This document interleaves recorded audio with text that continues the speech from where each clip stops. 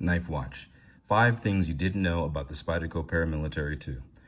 All the knife people are like, you're kidding me, Knife Watch. There's no way you can tell me 5 things I don't know about the Spyderco Paramilitary 2. It is the most purchased popular knife out there. It's got to be the most iconic production knife out there. It's got to be the most YouTube reviewed knife out there. How do you know 5 things that I don't know about the PM2? Well, that is very difficult, right? So we're going to have to do this a little bit differently, but I'm still going to be 100% honest, cutthroat with you. No pun intended, okay? First thing you didn't know about the Paramilitary 2 from Spyderco is this is the knife guy's knife. This is the knife girl's knife. This is the knife collector's knife. There's no other one, okay? It's not the Chris Reeve Sebenza. It's not the Hinderer XM18. It's not. This is the most iconic blade we have in the industry. And here's how I know that. This has got to be the most copied blade ever made. Now, to be fair, this is a copy of a copy of a copy, okay? The Paramilitary 2 insinuates there was a paramilitary.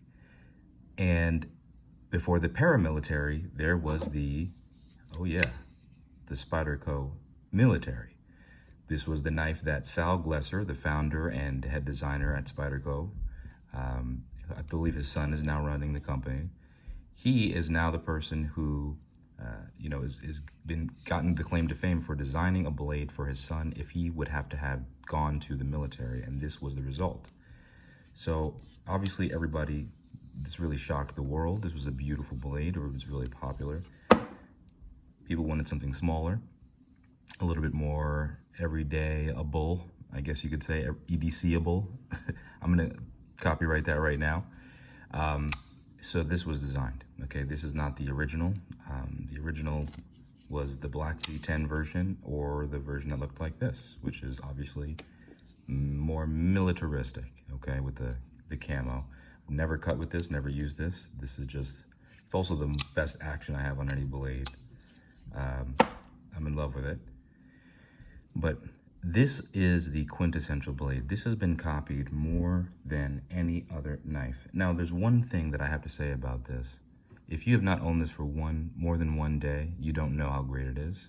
You are missing out, and you don't really know or have context into the rest of the knife world. You just don't know.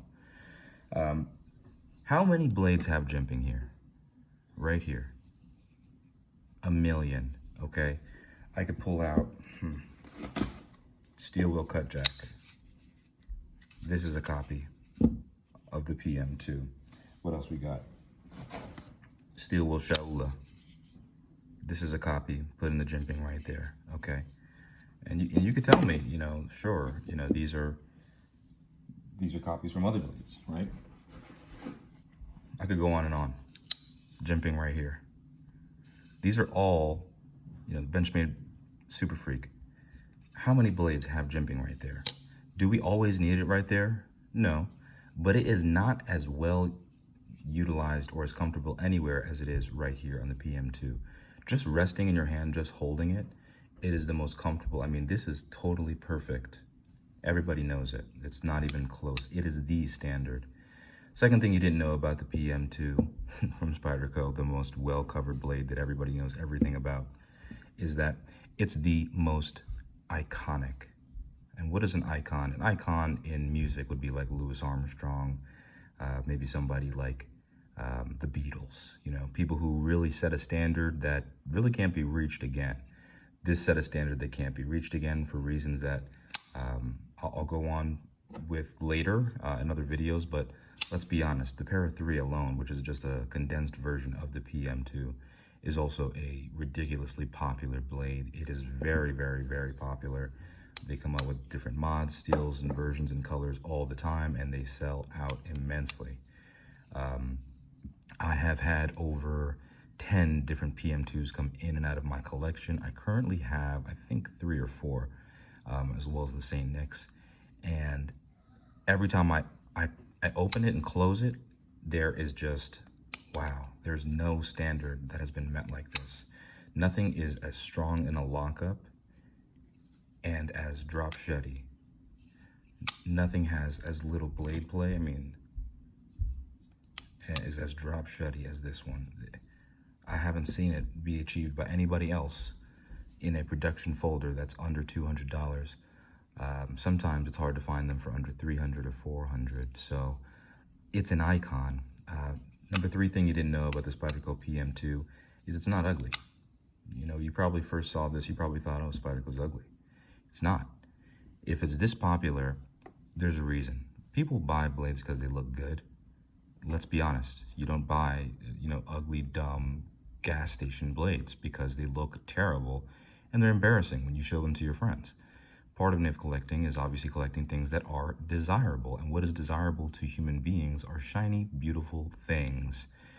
So if this is so ugly, in essence, why is it so ridiculously popular? Why is it the standard?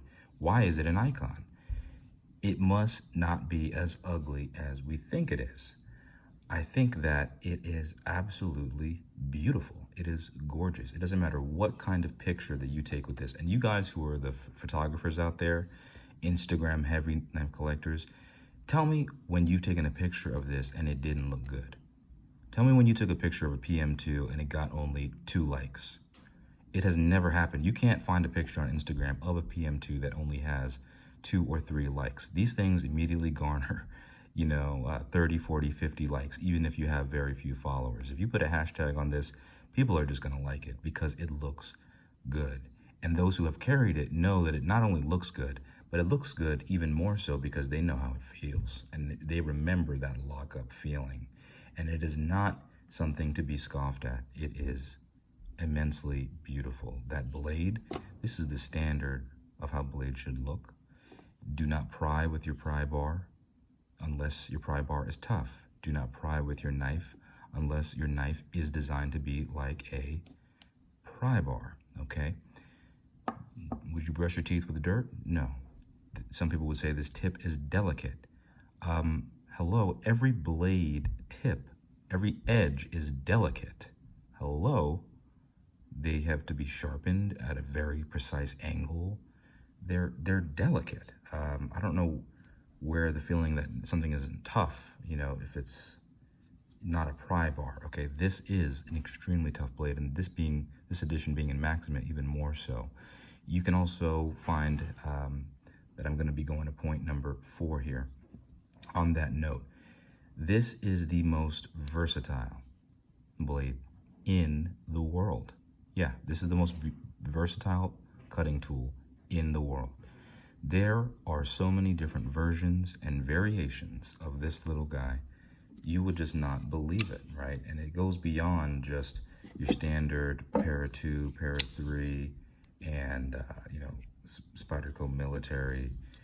You have so many different versions from different, companies that or knife sales shops that sell Spyderco, where they will have sprint runs, limited runs of different, steels. How many different colors are there? How many different steel variations are out there for the PM2 line, for the Para 3 line? There is just an infinite number, okay? You can get basically any steel, super steel that you want on a PM2, anything you can dream of. There's 10V, there's S110V, there's every single letter and number out there that you can imagine for premium steels. And you can basically choose whatever you want. Scale options between Flytanium or Allen Putnam or I'd say RC Blade Works. There's tons of people. Aramis, everybody knows about these makers who make these amazing scales. You can get scales from anywhere. This is the most modular and versatile product line of blades ever made. I will put it on tape here today. Some people would say, well, what about Hinderer? Hinderer's got the tri-way pivot system, and that's very modular, and all of the versions work for the XM18. Sure, but how new is the tri-way pivot system? How long have there been different versions of the PM2? You can take a PM2 from, maybe, years ago, and it will still work, and the scales will still work. The hardware is very modular.